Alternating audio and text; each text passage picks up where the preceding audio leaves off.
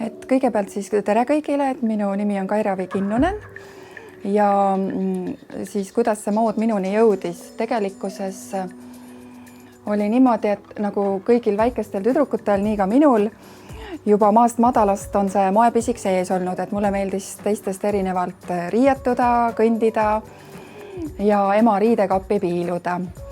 Ütleme siis niimoodi, et mingi aeg ma avastasin varases nooruses, et ma tahaks minna õppima nahadisaini. Sellel ajal oli see siis, õpiti köitedisaini. Kuid midagi tuli vahele ja õppima ma minna ei saanud. Ja nüüd siis praegu 4 aastat tagasi astusin ma kõrgemasse kunstikooli vallas nahadisaini erialale.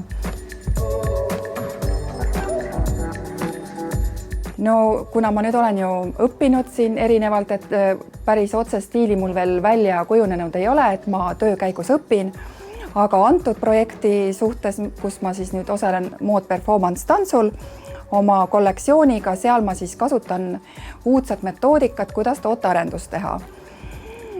Ja tootearenduses kasutan ma siis neuroturunduse meetodeid, kus siis kasutatakse pilgu jälgimise ja emotsioonide mõõtmise tarkvara.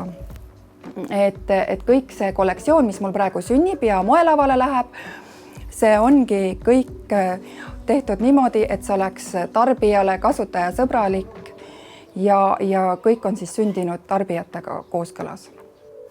Nagu ma mainisin, ma õpin kõrgemas kunstikoolis nahadisaini erialal, mida ma hakkan nüüd kevadel lõpetama, siis nahadisainerina mulle meeldibki kombineerida tekstiili ja nahka omavahel. Et mulle meeldib mängida selle 2 materjaliga, et nahk on selline vastupidav, tal on mõnusad tekstuurid ja mulle meeldib selline klassikaline stiil, et minu kollektsiooni puhul ongi näha seda klassikalist stiili, nagu, et see kollektsioongi, mis mul praegu moelavale läheb, ongi tegelikult inspireeritud klassikalise meestevesti lõikest ja seal ma olengi siis kombineerinud naha ja tekstiili ja siis nende vahel tekibki selline sümbioos.